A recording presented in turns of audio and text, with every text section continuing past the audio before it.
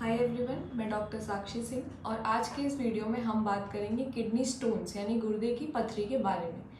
Kidney stones को renal कैल्कुलाई के नाम से भी जाना जाता है।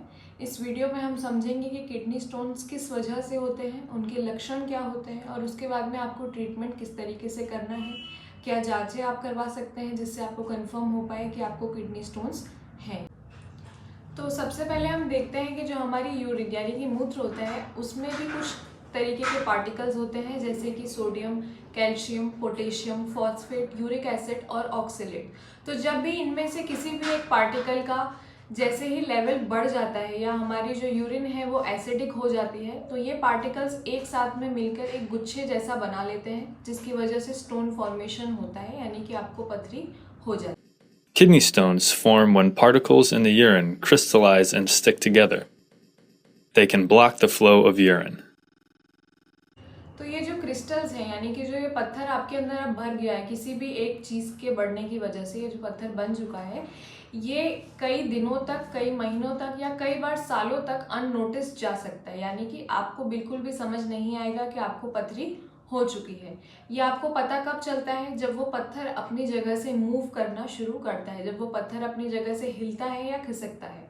तो जो पत्थर होता है उसकी जो भी सरफेस है वो काफ़ी ज़्यादा खुरदुरी होती है और जैसे ही वो अपनी जगह से थोड़ा बहुत हिलता है आपके मसल्स में तुरंत पता चलता है, जिससे आपके दिमाग तक मैसेज जाता है कि उस जगह पर दर्द हो रहा है। तो खुरदुरी सतह की वजह से जैसे ही पत्थर मूव करता है आपको दर्द फील होने लग जाता है, तब आपको पहली बार लक्षण आते हैं। तो हम जानते हैं कि किडनी में स्टोन यानी कि पथरी होने के लक्षण क्या होते हैं। तो सबसे पहले आपको बर्निंग सेंसेशन होगी, यानी कि जब भी आप यूरिन पास करने के लिए जाएंगे आपको उस समय पर बहुत ज़्यादा जलन होगी।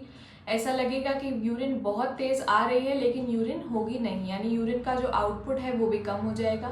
कई लोगों को नौजिया यानी कि उल्टी जैसा लगने लग जाता है, उन्हें थोड़ा सरदर्द जैसा लगता है और कई लोगों को उल्टी होने भी लग जाती है। इसके साथ में पेन यानी कि दर्द किस तरफ पर, आपकी किडनी से पीछे से आगे की तरफ आपको बॉडी के साइड में दर्द होना स्टार्ट होता है। कई बार पीछे बैक की साइड ही बहुत ज़्यादा पेन होता है। इसके साथ में कई बार यूरिन में ब्लड भी आता है।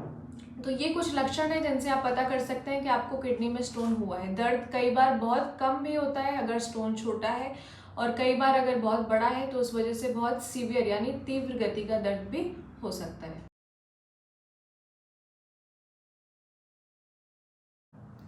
अगर स्टोन काफ़ी बड़ा है साइज में तो ये आपकी यूरिन को रोक सकता है और इसके साथ में क्या होगा कि यूरिन एक जगह पर इकट्ठी होने लग जाएगी, जिससे उसका बैक फ्लो हो जाएगा यानी वो पीछे की तरफ जाने लग जाएगी, जिससे आपकी किडनी में इन्फेक्शन हो सकता है, ऑब्स्ट्रक्शन हो सकता है या आगे चलकर जानलेवा भी साबित हो सकता है। इसमें सबसे कॉमनली होने वाले जो स्टोन्स हैं वो होते हैं कैल्शियम ऑक्सलेट की वजह से, कैल्शियम लेवल्स बढ़ने की वजह से। उसमें भी ये उन लोगों को ज़्यादा रहता है जिनको हाइपर कैल्सिनूरिया रहता है, यानी जिनके कैल्शियम लेवल्स काफ़ी ज़्यादा बढ़े हुए हो सकते हैं। आप कैल्शियम लेवल किस तरीके से चेक कर सकते हैं? आप ब्लड टेस्ट करवा सकते हैं जिसमें आपको आपकी कैल्शियम लेवल्स पता चल जाएंगे। तो कैल्शियम लेवल बढ़ने का मुख्य कारण क्या होता है कि कई लोग कई बार एडवर्टाइजमेंट्स में देखते हैं या अपने आस पड़ोस में या घर में भी अगर उनके कोई कैल्शियम सप्लीमेंट्स की गोलियां ले रहा होता है तो वो भी उसके साथ में लेना स्टार्ट कर देते हैं। सप्लीमेंट्स आपको जितना फ़ायदा पहुंचाते हैं उससे कई ज़्यादा नुकसान पहुंचा सकते हैं। अगर उस चीज़ की आपके अंदर कमी नहीं है और आप फिर भी वो सप्लीमेंट्स का यूज़ कर रहे हैं तो वो आपकी बॉडी को बहुत ज़्यादा डैमेज कर सकते हैं। तो मेनली अगर आप कैल्शियम सप्लीमेंट्स इस तरीके से खाते हैं और आपके अंदर कैल्शियम बहुत एक्स्ट्रा हो जाता है तो आपको इस तरीके के कैल्शियम ऑक्सलेट के स्टोन्स बन सकते हैं। तो मोस्टली किडनी स्टोन्स में अगर देखा जाए तो 80% जो स्टोन्स होते हैं वो कैल्शियम ऑक्सलेट की वजह से ही बनते हैं। अगर हम साइज़ की बात करें तो 3 साइजेस में हमें स्टोन्स देखने को मिल सकते हैं। कुछ होते हैं जो 5 mm से भी छोटे होते हैं, कुछ होते हैं जो 10 mm तक होते हैं और कुछ होते हैं जो इससे भी काफ़ी ज़्यादा बड़े होते हैं। तो पहले हम देखें, अगर 5 mm से छोटा आपको स्टोन है तो सबसे पहले तो आपको पता कैसे चलेगा?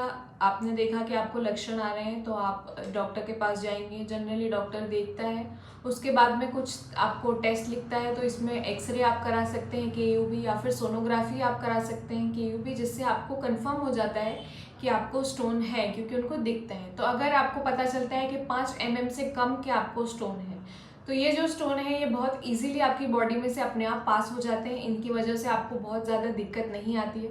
आप कुछ भी नॉर्मल पेन किलर्स ले सकते हैं, लेकिन आपको इस टाइम पर बहुत ज़्यादा पानी लेना है, बहुत हाई अमाउंट में आपको पानी पीना है, जिससे वो स्टोन थोड़े टाइम बाद टुकड़े टुकड़े होकर अपने आप आपकी यूरिन के थ्रू निकल जाएगा, आपको पता नहीं चलेगा।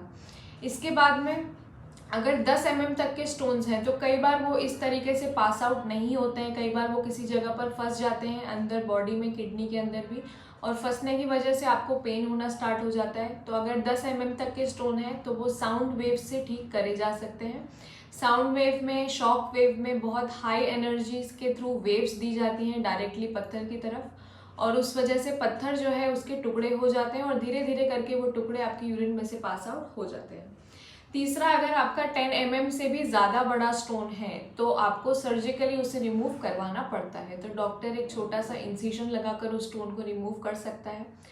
तीनों ही सही रहते हैं। 5 mm स्टोन जो है वो सबसे इजीली आपकी बॉडी में से अपने आप निकल जाते हैं। बस आप फ्लूइड्स जो है, पानी, जूस, नारियल पानी जो भी है, उन फ्लूइड्स को बहुत ज़्यादा अमाउंट में लें।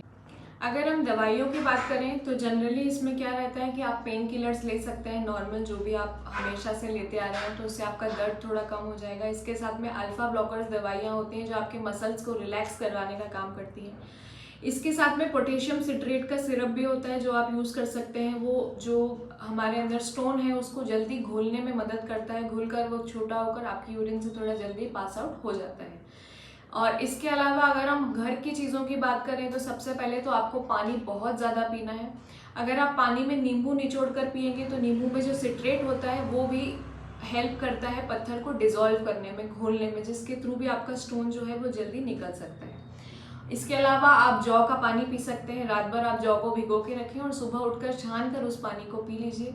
और आप प्याज का काढ़ा बनाकर भी पी सकते हैं। ये कुछ होममेड रेमेडीज़ हैं जिसके थ्रू आप पथरी को ठीक कर सकते हैं। अगर वो छोटी है तो बहुत अच्छी बात है कि वो जल्दी निकल जाएगी, लेकिन अगर आपको लगता है कि पेन बहुत ज़्यादा है तो आप जाकर तुरंत डॉक्टर को दिखाएं, जो भी इन्वेस्टिगेशंस वो दें, उसके बाद में जैसा भी वो ट्रीटमेंट कराएं वो सही रहता है, क्योंकि पेन कई बार बहुत ज़्यादा अनबियरेबल होता है, बिल्कुल आप उसको सह नहीं सकते। पानी की मात्रा आपको कम से कम 2.5 से 3 लीटर तक रखनी है एक दिन में। इसके साथ में जो पोटैटो चिप्स आते हैं, जो हमारे आलू के चिप्स आते हैं, उनका सेवन आपको नहीं करना है। पालक का सेवन आपको नहीं करना है। चुकंदर का सेवन भी आपको बिल्कुल नहीं करना। इसके साथ में कुछ जो हमारे ड्राई फ्रूट्स रहते हैं वो उनका सेवन भी आपको नहीं करना है। ब्लैक टी, अगर काली चाय आप पीते हैं बिना दूध मिलाए, तो वो भी आपको नहीं लेना है। डाइट में आपको कैल्शियम कम नहीं करना है। कई बार लोग सोचते हैं कि कैल्शियम की वजह से ये पथरी हुई है तो वो कैल्शियम लेना बंद कर देते हैं। डाइट जो आप ले रहे हैं, जो भी आप खाना खा रहे हैं, दूध या डेयरी प्रोडक्ट्स आप ले रहे हैं, वो आपको कम नहीं करना है। कैल्शियम जो होता है खाने के थ्रू अगर अंदर जाता है तो वो पथरी कॉज नहीं करता है, वो अच्छा होता है हमारे लिए। तो कैल्शियम कम नहीं करना है। नमक जो है उसे आप अपनी डाइट में कम कर दें। तो ये कुछ चीज़ें हैं जो आपको नहीं करना है या नहीं खाना है, परहेज़ आपको रखना है। तो अगर आपको या आपके घर में किसी को भी इस तरीके के कुछ लक्षण हैं तो तुरंत ही अपने नज़दीकी डॉक्टर से आप जाकर कंसल्ट करें और उसका उचित ट्रीटमेंट आप लें।